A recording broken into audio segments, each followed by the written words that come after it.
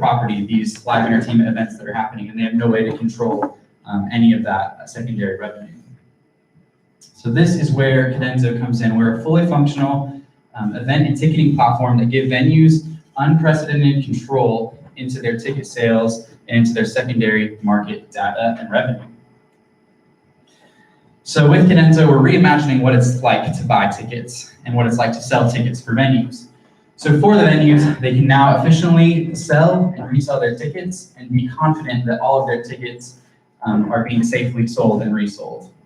And it also gives them access to the secondary data and the cut of the revenue. On the consumer side, you'll only have to search one website because we'll completely bypass StubHub, Vividseat, SeatGeek, any of these other secondary ticketing platforms that you've ever seen or used.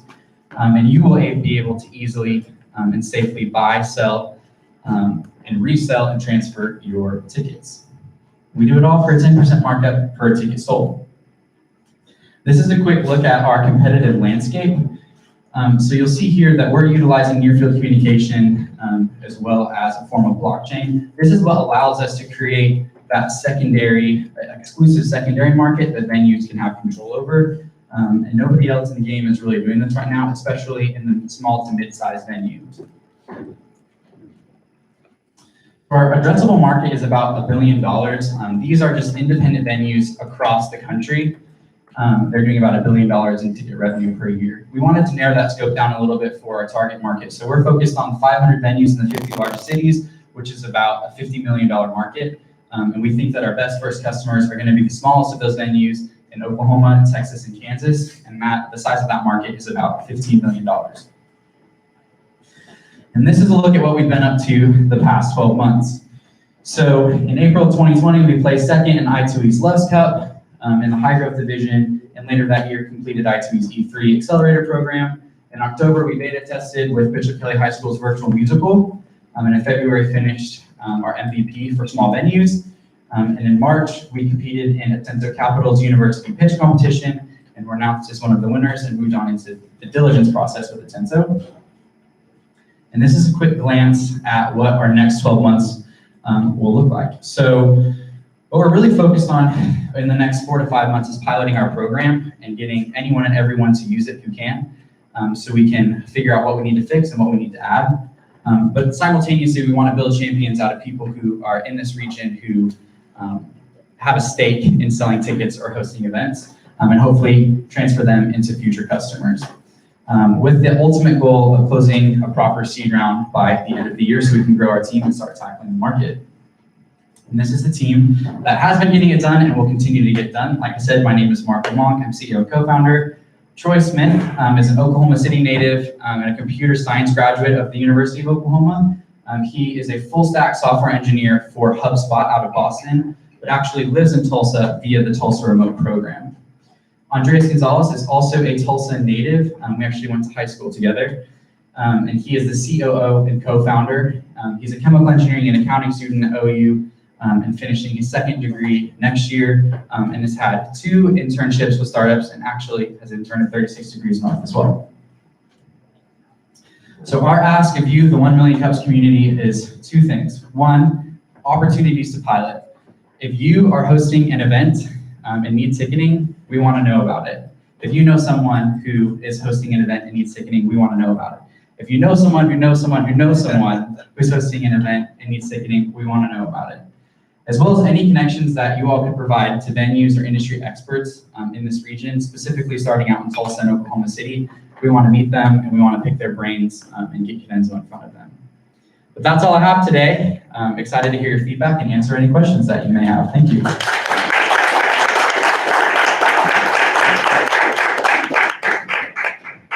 So that was wonderful. It's Q&A time. And so Mark is going to ask that for our listeners who are online, that you repeat the question once they ask it.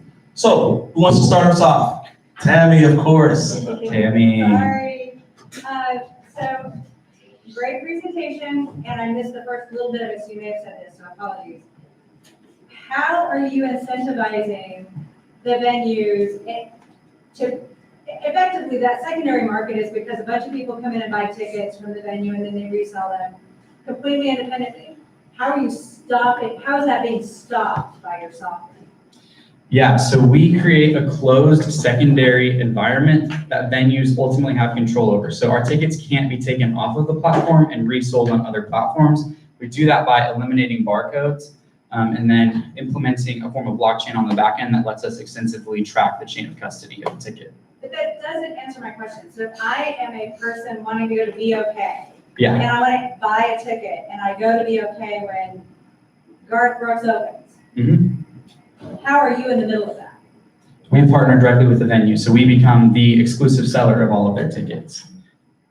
And you're preventing more than one person from buying tickets? Because that's ultimately what happens, right? Is people buy a bunch of tickets and then they have no intention of going, but they just want to resell them. How do you prevent that behavior? Yeah, so when people go on to, so say we're partnered with the BOK Center, to use your example, we're the exclusive seller of all of the BOK Center's tickets. So right now that's Ticketmaster. So if you were to go on a BOK Center's website, you go to Garth Brooks, you hit buy tickets, it would take you to the Cadenzo platform.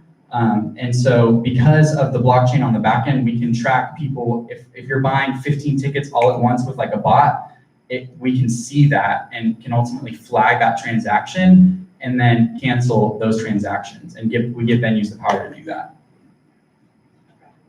If you're talking about buying multiple tickets at once, is that what you're referring to? No, I mean, they're a little bit more sophisticated than that. So I was just curious about what your back end, and how you were trying to do that. Yeah. Isn't the venue's ultimate goal to sell out as in any way possible? So do they really care if a lot of secondhand readers are buying it out and then reselling it? Yeah, great question. So that sort of, so sorry, I'll repeat the question. The question is, do venues actually care if tickets are being resold over and over and over as long as they sell out? That mentality works really well with the BOK Centers, the Chesapeake Arenas of the world, because that's all they care about. Because whenever someone like Garth Brooks or Taylor Swift comes into town, they have certain metrics that they absolutely have to meet. In order to do that, they utilize a secondary market to meet those metrics. That sort of mentality doesn't apply to venues like the Cain's Ballroom, because those same situations are not set up with the artists that are coming through. And what ends up happening is a venue like the Cain's Ballroom is having to deal with tons of fake tickets coming in, patrons that have bought tickets or thought they bought a ticket and they can't get into the concert that they paid too much for. And so the venues are left to clean up this mess that they didn't even create. Good question. I know you piloted this in a couple of different places already. What have you learned from those tests? The question is, what have we learned from the pilots? So first and foremost, when we piloted with Bishop Kelly, me was the sole customer service piece of that whenever we had any issues with people who couldn't get access to their tickets. So first thing we learned was that being able to provide the customer service piece whenever people have issues with their tickets is going to be something that has to be on the forefront of our minds as we grow. Otherwise, people will have a poor experience and have a poor mentality of what Cadenzo is and what Cadenzo can do. The other piece is that there are a lot of features on the back end that we need to keep and continually adding. Venues, this is basically their CRM. Like, this is how they control their currency, which is tickets. And so it's pretty sophisticated on the back end of features that they need. So we have the bare minimum of what venues need right now, which is why we want to continue piloting so we can keep adding those features. Felicia. So when there's a very popular event, when it sells out in minutes, for example, I wanted to go to Miss Universe, but it sold out even though I was there and kept refreshing the page. How do you deal with that to make sure people who actually want to go get tickets versus people just buying tickets to resell them?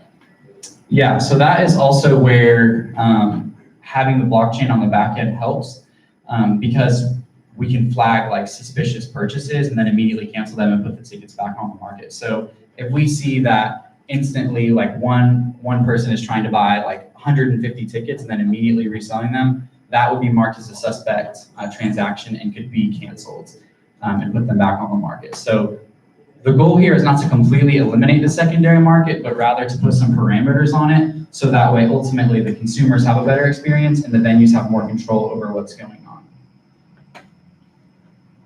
is your blockchain provider, or is it a third party, or what does that look like? This is a great question. The question is who and what blockchain. So Troy, our CTO, he has like put together the code, and it's an open source code, and it is called Hyperledger Fabric, which is an open source code from, I want to say, one of the foundations, that's technical foundations that are out there. I can't remember which one, but he sourced that code and has kind of built it into the backend. Will venues be able to make more money on the resale of tickets through your platform? Yeah, so the question was, will venues be able to make more money on the resale of tickets? And the answer is yes, and that is like one of the big value adds I think that we have for venues is that if I buy a ticket and then I resell it for more than what I paid for it, venues are getting a cut of that markup, which right now they don't have. So it gives them access to a brand new revenue stream, as well as they know who the heck is walking into their ticket or into their concert. Follow-up. Do you have data on the typical amount of charge on those resold tickets? Yeah, so for a venue, the question, sorry, I'm bad at repeating the questions, I'm realizing. The question was, do we have data on how much tickets are typically resold for in terms of markup? At a venue like the Canes Ballroom, we have, and this is data from pre-COVID, so who knows what it will be post-COVID. Pre-COVID, around 20 to 30% of tickets are being resold, and then the markup is anywhere from 20 to 50%. Good question. Yeah. Are they using to capture the IP addresses that come in? That is a great question that I do not know the answer to. That is a great question for Troy, our technical founder. The question was, how are you capturing the IP addresses of those who are purchasing tickets? Yeah. Do you anticipate, and what kinds of, do you anticipate pushback from the existing market, potentially like out of the market pushback, people want their piece of that pie that you're trying to get back? Yeah, so the question was, do you anticipate the market to push back at all from existing players? So the first part of the answer to that question is, this is the reason why we're not going after venues that Ticketmaster has a stronghold on, because this is disruptive behavior within the market, and so we want to start kind of as low as possible. And so going after the Ticketmasters of the world is unwise, and there have been many, many ticketing companies that have tried to do that, and we do not want to end up how those ticketing companies ended up. So that's why we're kind of starting kind of at the ground level, below where Ticketmaster really cares, and actually venues like Canes Ballroom, they freaking hate Ticketmaster. In any venue like that's an independent venue that uses Ticketmaster, like those venues are like sellouts. And so we want to start in that market where there's less, technological innovation, and these venues are suffering the most from the secondary market because they're not making as much money from their tickets as like the BOK Center is. The major player in this segment is Eventbrite right now. Which if you think about it is a little bit silly because their platform was not built for venues. And from our customer discovery, that's exactly what we found. The way they entered this market was they just bought their way into it. They acquired a company called Ticketfly, which had like 600 venues across the country for $200 million. And then they transferred all of them over to Eventbrite. And so by doing that, they gained access to this massive market. But they have done a poor job of transferring data for venues. It's really hard to use on the back end for venues. So the only push I really foresee is from Eventbrite, because those are the venues that we're going to try and go after first. I guess specifically, do you see any pushback from the resellers of tickets right now? Because they're not going to get it, you're taking half of their market. Yeah, so the question was, do you see pushback from the actual resellers? This is a question that we won't know until we get it out there and test it. I imagine we will see some pushback, but there will still be a secondary market. People will still be able to resell tickets, and ultimately people will probably still be able to scalp tickets. It'll just be a lot safer and it'll be more controlled, and people won't be able to make a six-figure salary on reselling tickets. Good question. Yes? Been able to model at all what the additional revenues might be for the venue? The question was, It's a loaded question. yes, it is a loaded question. The question was, have you been able to model at all the additional revenue that venues could make? So we did a little bit of a case study on the Civic Center in Oklahoma City, and what we found was that they could probably make somewhere between $300,000 to $600,000 in additional revenue per year just from capturing like 20% of their ticketing markups and their secondary markup in a single year. I think we did another case study on the Canes Ballroom, and it was somewhere between $150,000 to $250,000 in additional revenue just by having access to that. So there is economic incentive. Yeah, there is economic incentive. What's interesting to note about this industry is that the venues are a little bit spoiled because the venues don't have to pay for this platform. So it's ultimately paid for by the consumer when you buy a ticket and when you go to the checkout and you get that little fee that annoys you at the end.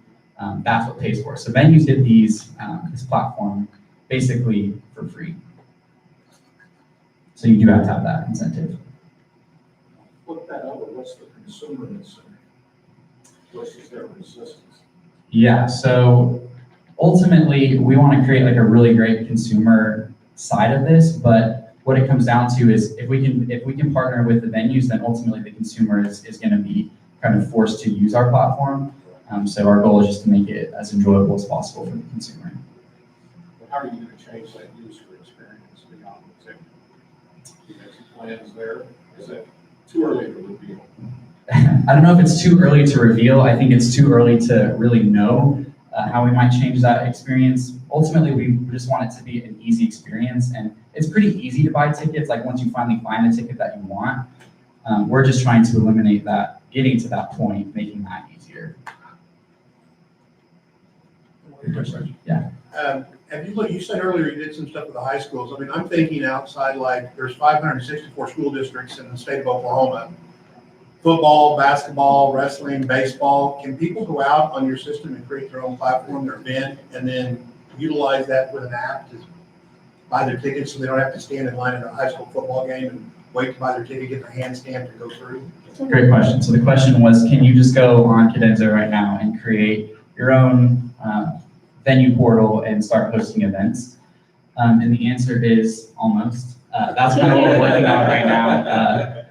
We first started just saying like we're going to go to venues and then give them access, and now we just want to get as many people on the platform as possible. So we're going to create that availability here hopefully in the next month or so people can just go on and log in, create an account, and utilize Cadenza for any sort of community events or concerts or you name it. Great question. Yeah. One more. Have you considered any kind of social tie-ins to this with the greater level of control? You have tickets, thinking like who's going and who their friends are that are also going, and that kind of, like, either from a functional, like, something that helps you, or just like an added perk for consumers, like share with your friends. The question was, have you considered any like social like integrations to allow people to share on social media or see what other people are doing or say I'm going with XYZ? And the answer is no, because we're trying to be laser focused on like the initial part of this problem, which is solving the secondary and then also just earning our right to win to get into a venue like Canes Ballroom. And then once we're there and we start to see more traction and gaining more customers, I think implementation of things like that to kind of build moats to create a consumer experience that's really, really enjoyable is something we're interested in, but more down the road. But great question. Are concerts not selling out a big issue for venues? And if so, do you guys have technology to like through the CRM to try to sell more tickets that aren't sold out? So the question was, are concerts in this target market selling out? And if not, do we have anything that is helping them to sell out? The first part of this question is most of these venues, like Canes Ballroom, they are not selling out. They like, most of their metrics they based on like 60 to 70% of their concerts like being sold, of their tickets being sold. So they're not selling out, and we have not actually thought through potentially some way to help them just even sell that last 30% of the concerts. That's also a huge value add. That's a good point. I got a question. Yeah. So Mark, have you considered, this is back to this gentleman here's question, coupled with Ed's question. Have you considered incentivizing like social, the social relaying of the tickets by maybe saying you get a discount for X amount of tickets sold? So you're able to incentivize the individual or the group, you're able to incentivize them from a monetary standpoint while the venue still gets 100% of the profit. Does that make sense? Say it one more time. So You can build in a discount. So I'm asking, have you considered building in a discount to sharing the ticketing experience? Okay, have we considered building in a discount to share the ticketing experience? We talked about like a discount referral program for venues. So like if a venue like refers another venue, Right. like they would get like a X percentage of what we would normally take on their tickets. But we haven't looked at it at the consumer side because without being partnered directly with the venue, then there's no way to get the consumer in the venue. But yeah, I like that idea. It also could help with his question about making sure that the facility. Yeah, So, yeah. Okay, so piggybacking on that thought right there too, is like, every time I go through the line at McDonald's, first thing I hit the deal app, what deal's gonna get, French fries, whatever. So what if you have the day that everybody's on events, and so like King's Ballroom has a 30% capacity that night, maybe Brady's got something going on. So then you have the deal saying, you send out as long as they click their box and they take their you text them saying, looking for something to do tonight, hey, right now tickets are going on. So then you start marketing out that 30% capacity, or you market that in a way, maybe they pay extra, maybe they discount it now. Yeah, that's cool. So basically what he is suggesting is, if it comes down to like the day before or the day of a concert and we're partnered with a venue like the King's Ballroom, if there's 20% of the tickets that haven't been sold yet, being able to push out to their network of customer patron data and saying, hey, here's a discounted ticket to come and Looking for something to do? Yeah, that's super cool. Super cool. Because ultimately, the more bodies that are in there, the more people that are buying beer and stuff, and that's where they make a lot of their money as well. Cool point. Is this an app? Not yet. There is kind of a beta version that hasn't been published yet, but we kind of want to not, we're trying everything in our power to not have an app because people hate downloading apps now. And so we're trying to keep everything within a web app that would just automatically work that way, or throwing it into an Apple wallet. But we're still kind of experimenting what that's going to look like. Trying not to, if that makes sense. Amen to you, bro. It's Tammy approved. That's good news. Anyone else? All right, let's give Mark a hand, guys. That was great questions, very good questions. Take a minute, please. We're gonna take about a 3-5 minute break. Please go get some coffee, and we're going to bring up our second presenter. Just give us about 5 minutes, all right? Thank you. Actually, while you guys are walking around, I just wanted to ask you a quick question. What do launching, pitching, baseball, and tech companies have in common? Indigo's sponsoring the Tulsa Drillers Fireworks Night, and we're having a pitch competition on August the 13th. And we got our website, indigotulsa.com/pitch. And anybody who knows anybody who has an idea, we want them to submit for that. And then at One Oak Field, we're gonna have 3 contestants, and they're gonna win a pitch competition in front of thousands of fans. So, and then we're also gonna be launching a company that night for the first time. And we're going to be announcing that here shortly, but we're drumming up a lot of excitement about that. So we're launching a company just like they launched their fireworks, and we're going to be starting a company through the pitch competition. So just wanted, again, indigotulsa.com/pitch. Go to the site, and if you know anybody, please have them submit and register. Wonderful. Thank you. Thanks, Cool. David.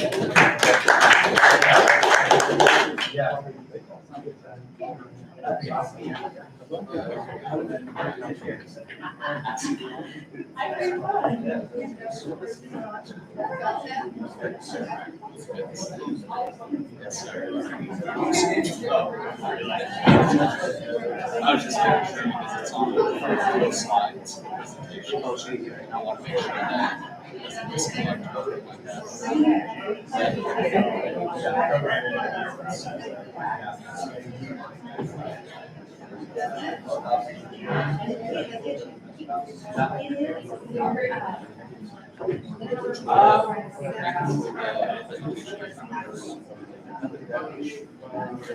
or just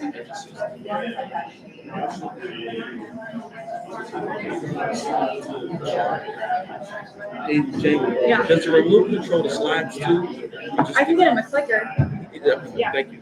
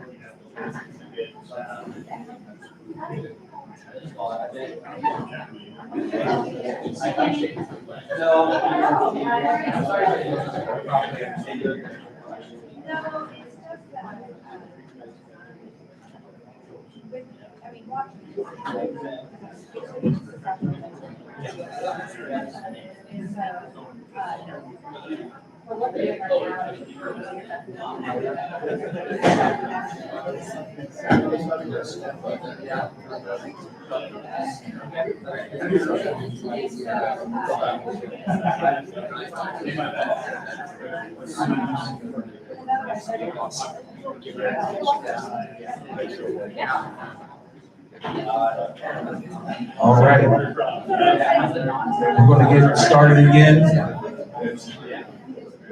Hello, hello, hello. Houston, you have no problems? All right, we're going to get started again with our second presenter. Make sure we give them enough time to go through Q&A, all right? So we have our second presenter here who's coming with a wonderful company called Relance. And he's coming all the way from Uzbekistan.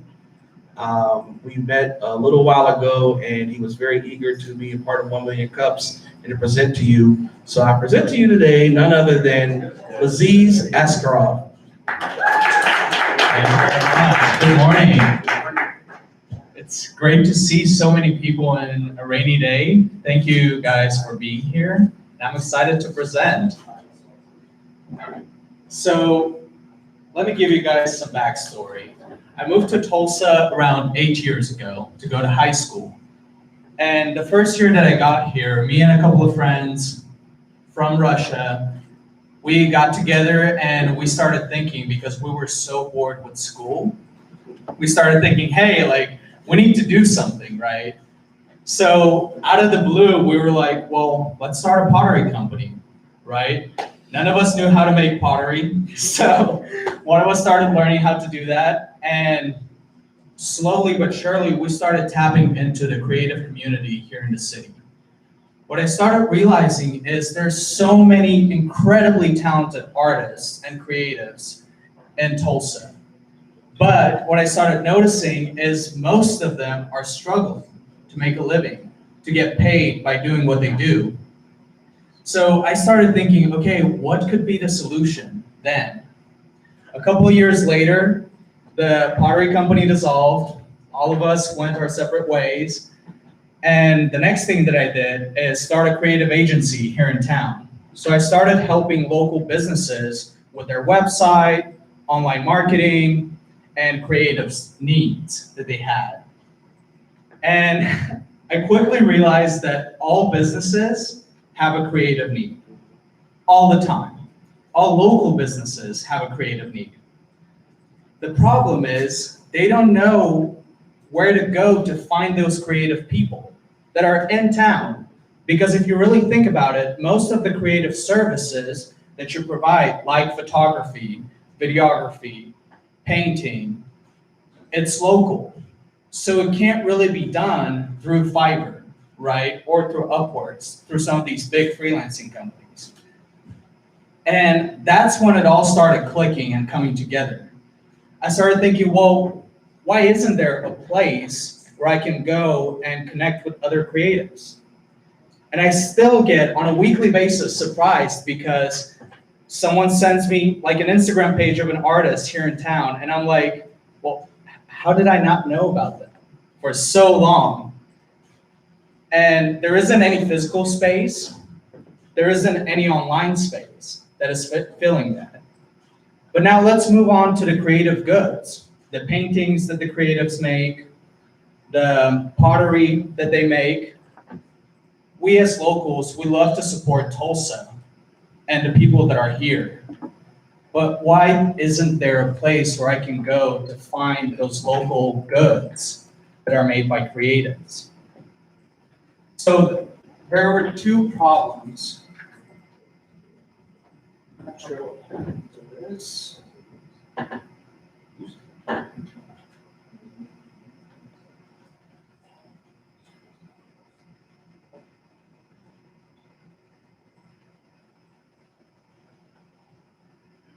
Excuse me for the technical difficulties.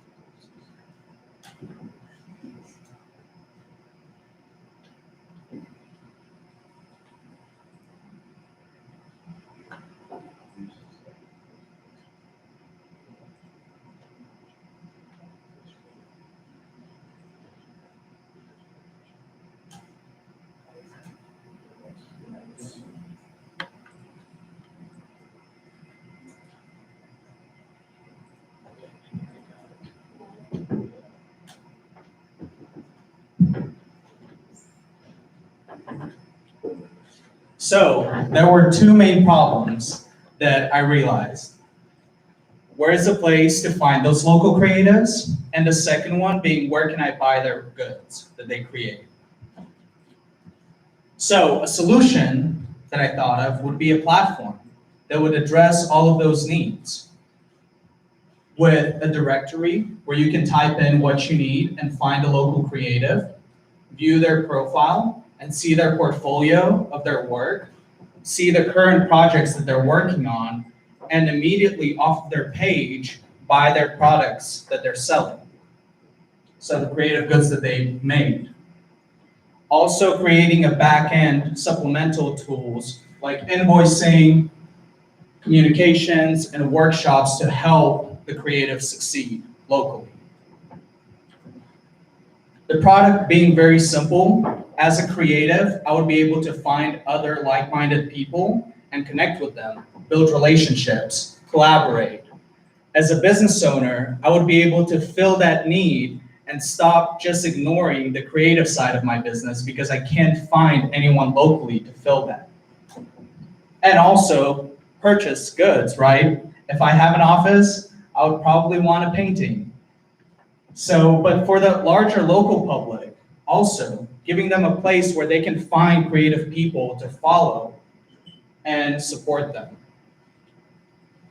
When it comes to the business model, it's broken down to two main ways that the company is going to generate profit. One being the membership model, and the second, transactional.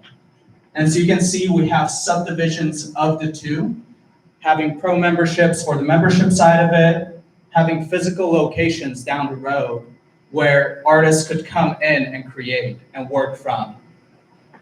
And also recruitment tools for local businesses and organizations to find the ideal creative talent that they're looking for. For the transactional piece of it, there will be the marketplace where artists will be selling their pieces, collaborative projects with individual artists, and then down the road, virtual installations. The way we're thinking of building our marketplace is in a 4-step basis. The first one being creating the social media channels and highlighting local artists, and also launching the beta this summer. The second step being the public launch and also creating a campaign talking specifically to creatives, letting them know that, hey, there's a new hub where all of us can connect. The third one being a campaign directed to the business owners and organizations, as well as the larger public, letting them know if you have any creative need, this is where you go, and this is where you find the ideal people. And number 4, the physical hubs for creatives, where they can connect not only on the web, but also locally and physically. When it comes to market trends, the freelancing world has been seeing an exponential growth year over year. This is a study done from Upwork over the last year. Over 50% of Gen Z freelanced. Over 44% of millennials. 30% of Gen Xers, and 20% of boomers. And it's seen, the industry has seen a year over year over 20% growth, making it to be almost 70 million people in the United States alone. When it comes to competitors, we obviously have the well-established platforms that have proven that this business model is needed and it works, most and foremost. So we have Fiverr, Upwork, Etsy, Freelancer, and a lot more to count. The big problem with them is they're worldwide platforms focusing on worldwide freelancers, which is great if you're a business owner trying to find the cheapest solution, which often doesn't lead to the best results, but also it discourages local creatives from even being on the platform because they already have a disadvantage because the costs are much higher to do it locally. So that's why they don't want to be side to side with someone, with a designer from Bangladesh that can charge 10 times less. So that's why we're focusing on local operation, on local focus, but worldwide operation. The beta will be launching July 15th, and if you would like to sign up, we're looking for people that are interested in signing up for the beta, also interested in helping us make this a reality, and for connections with experts. Thank you very much.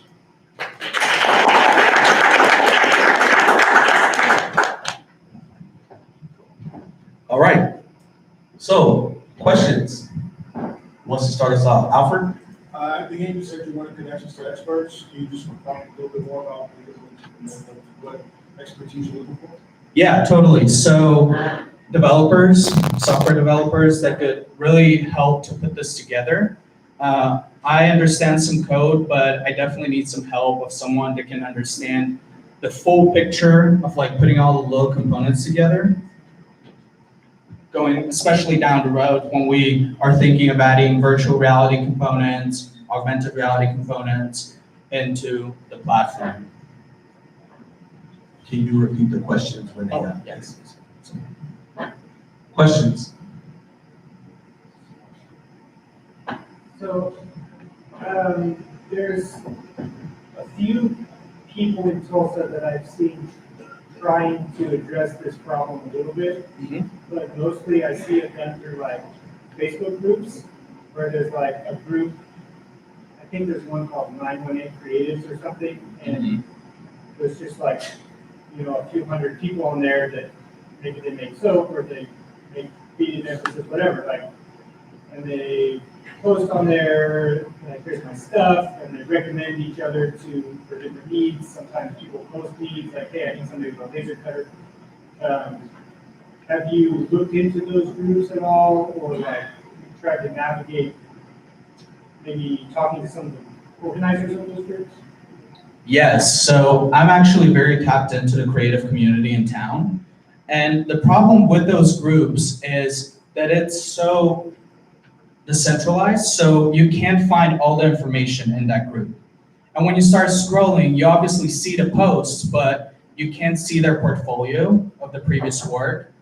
You can't see so many components. And the bigger thing of that is that business owners and organizations don't know that those groups exist. because they're within Facebook, and most of the time you have to be accepted into those groups. And this would be a solution, bringing all the information of the creatives into this very easy to navigate format, where they can see their work, see their services, purchase their products, and see their projects that they're working on. Follow-up question. Yes, sir. Some of the appeal of those groups is essentially on the backside of like networking amongst creative to say like, hey, how do you price your stuff? Or where did you find good results selling at whatever this certain pop-up show? Do you plan to accommodate that kind of need for the creatives themselves? Yes, so it's going to be done very easily through workshops, but also the platform itself will have the aspect of communication directly for the creatives and groups. So what we're thinking is for all the collectives that are in town, we will have them be able to create almost like a group chat for themselves on the platform where they can do all of that communication on the platform as well.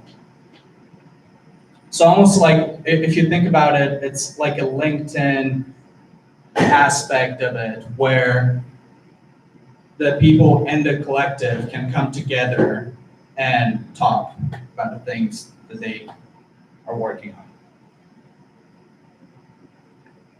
Do you see this more as like a marketplace for artists to sell their existing inventory, or a directory where people can commission artists to do custom? So both. Okay. So there will be the directory Would you component. repeat the question? Oh, yeah. So the question was, is this going to be just the aspect of the directory or the marketplace as well? Well, it's going to be both, because there is a need for both in reality. And those are the two biggest needs that I'm trying to address with this platform, is by creating a place where anyone can go and find the local creative and artist, but at the same time purchase their product that they already have.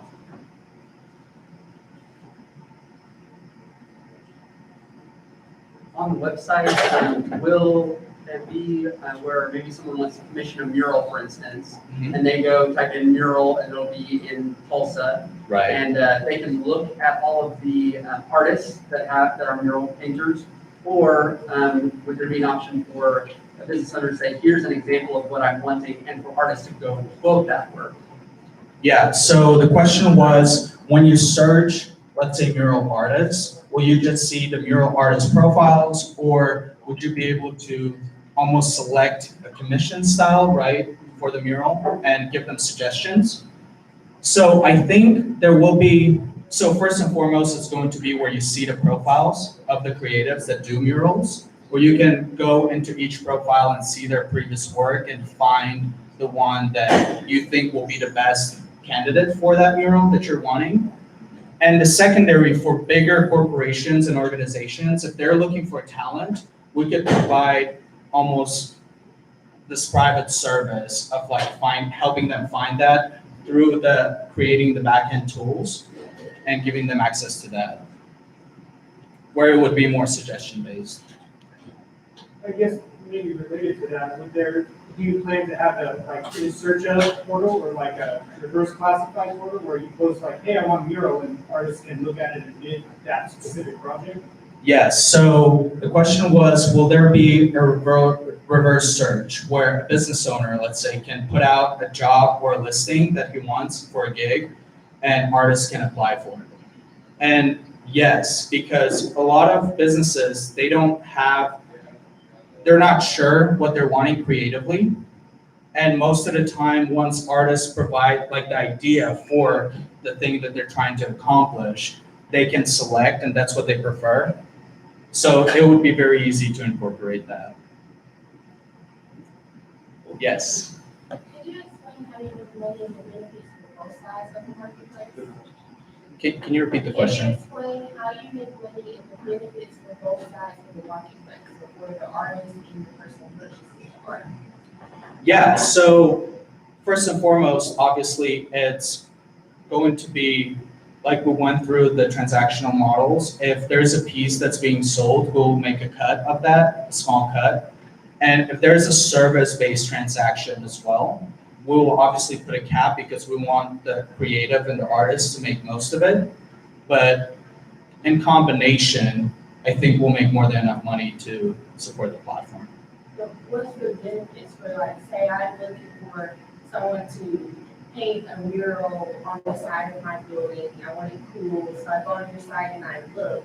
Mhm. What's the benefit for me paying the money to you versus just, calling up so-and-so and say, hey, who did your mural? Totally. So that's a great question. So the question is, why would someone pay or do the transaction through the platform if it's someone local rather than contacting them directly? And the answer to that is, first of all, we will provide security. So like both parties know that the project is going to get done and no one is screwing over one another. But then also we will provide a lot of back-end tools to help the project go through, like timeline projections, communication, advice, and help. So a lot of those back-end tools to incentivize the artist and the business owner to do the transaction through the platform rather than off. And then have scrambling by, sending an invoice through PayPal and then sending like a calendar list of like, hey, these are the dates when for our project to meet. So all of it will be centralized. And I believe that's going to make people do it through the platform rather than off. Yes, sir. How much customer discovery have you done, and then what have you learned from that process? So in terms of the artists and the creatives, so over the years, so it's been almost 8 years now. Oh, sorry. So how much discovery have I done and what have I learned from that? So I meet artists on a weekly basis, local creatives that do all different types of creative jobs, ranging from art to music to freelancing to websites. And what I learned is all of them have a problem, first of all, getting in front of business owners, because most of the time they don't have the personality for it, or they just don't know how to. So that's a big problem, but this would almost bring the business owners to them, rather than them having to go and search. And on the other side, by businesses and organizations being able to put out job listings and project listings, they'll be able to automatically apply through the platform and be selected to work on a project. So that's one of the biggest issues that they're having. It's, okay, how do I put myself out there? How do people find me? And I think this would be a great solution for that. But also, they want to connect with other creatives locally. What I've noticed is Tulsa has a lot of collectives, which is a group of friends, right, creatives, that hang out with each other. They know all the other groups. And the problem is, I asked them, like, why don't you guys collaborate? And the simple answer is like, we don't know. Like, we don't have a way to connect. We don't have, anything that brings us together. So I think this would fulfill that, not only online, but physically, because we're putting such an emphasis to have a local impact for creatives and artists. So it's going to help them both monetarily, but then also connecting and improving themselves.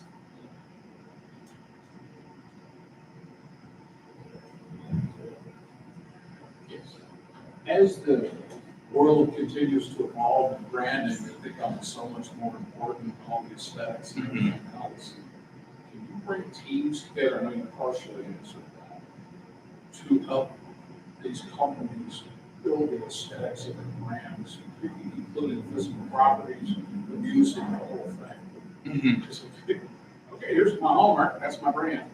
Right. Boy, it stops there. It's got to expand. Yeah. Kind of a front to look at that, bringing some teams together and really helping these companies have a greater user experience, user impact on their brand. Totally. And I think that would be incredible, because one way of addressing that, what I started noticing is companies now, especially local businesses, don't want to hire full-scale agencies. Because, depending on the agency you hire, you get their look, right? The thing that they're specialized in. And you get so many more interesting and unique results by hiring local freelancers. But then also there's the question of that I'm still not sure about, of if we do put teams together of local creatives to work on projects, we would need project leads that would be able to manage and make sure that the project is actually getting done in time and the right way. Those may be the hardest. Right. Yes, sir. You may have addressed this partially in your slides, but do you know the size of the local market, like here in Tulsa, in dollars? Like how many dollars are spent in Tulsa on local creative services? Right. So the question was, what's the market size, and specifically, what's the market size in Tulsa? It's very hard to address that question when it comes to Tulsa itself. In the U.S., the market size is over 1.2 trillion. For local creative? For creatives just based in the United States. So when it comes to locally, it's very hard to address that because most of the creatives that are local, they're not on platforms like Fiverr, Upwork. So there isn't a good way to track that. But I know there's an abundant population of creatives and artists that are residing in the city. In your discovery with the business owners, Yes. Do you know what percentage of their budget is spent on creative work?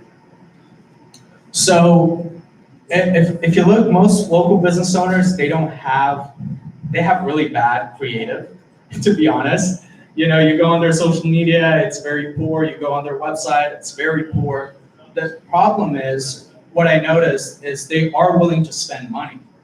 Some of the business owners that I work with, they spend 25 to 30% of their monthly budget on marketing and advertising specifically. So it's very interesting. Most business owners don't do that yet because they just don't know where to find the people to hire. And most of them don't want to hire a full-scale agency because they're going to overcharge them. They have overhead costs and things like that, but they want to hire local, but they just don't know where to go. So I usually always get texts saying like, hey, do you know a videographer? Hey, do you know a graphic designer? So I think this would be a way of solving that as well.